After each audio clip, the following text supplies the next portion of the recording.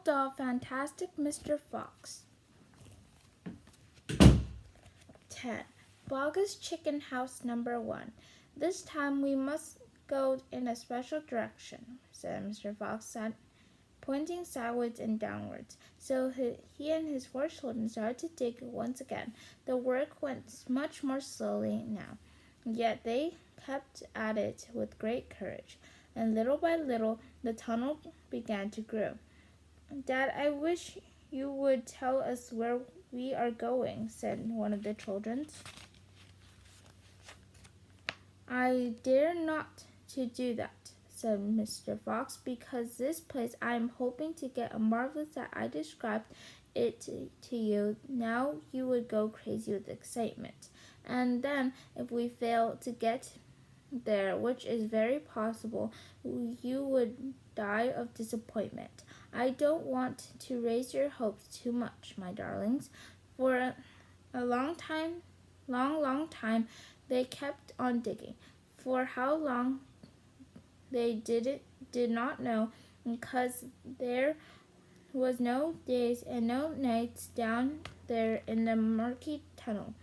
But at last Mr. Fox gave orders to the shop. I think, he said, we had better take a creeping upstairs now and see where we are. I know where I want to be, but I can't possibly be sure we're anywhere near it. Slowly wary, the fox began to slop the tunnel up towards the surface. Up and up it went, until suddenly they came to something hard above the fox's head, and they couldn't go up any further. Mr. Fox reached up and examined the hard thing. It's wood, he whispered, wood planks. What does that mean, Dad? It means, unless I am very much mistaken, that we are underneath somebody's house, whispered Mr. Fox. Be quiet now, while I take a peek. Carefully, Mr. Fox began pushing one of the floorboards. The board creaked most terribly, and they all ducked down, waiting for the awful to happen. Nothing did. So Mr. Fox pushed up the second board. His head up through the gap, he let out a shriek of excitement. I've done it, he yelled. I've done it first time. I've done it. I've done it. He pulled himself through the gap in the floor and started prancing and dancing with joy. Come on up, he sang out. Come up and see what you are, my darlings. What a sight for a hungry fox. Hallelujah. Hurry. The 4 small foxes scrambled up out of the tunnel, and what a fantastic sight it was that now met their eyes. They were in a huge shed of a whole place teeming with chickens.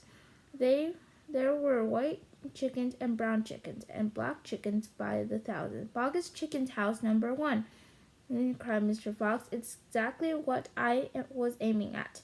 I hit it slap in the middle. First time. Isn't that fantastic? And if I may say so, rather clever. The small foxes went wild with excitement. They started running all round in all directions, chasing the stupid chickens. Wait, ordered Mr. Fox. Don't lose your head. Stand back. Calm down. Let's do this properly. First of all, everyone have a drink of water. They all ran over to the chicken drinking tub and lapped up the lovely cool water. Then Mr. Fox chose 3 pumps of hens, and with a clever flick of jaws, he killed them instantly. Back to the tunnel, he ordered. Come on. No fooling around. Rather you move.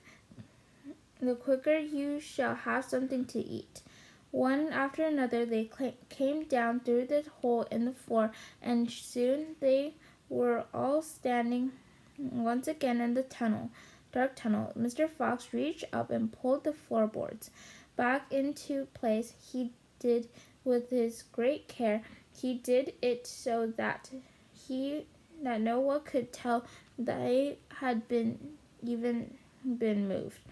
My son, he said, giving the 3 pumps of hen to the biggest of the 4 children, run back with these to your mother, and tell her to prepare a feast. Tell her the rest of us will be along in jiffly, as soon as we have made a few other little arrangements.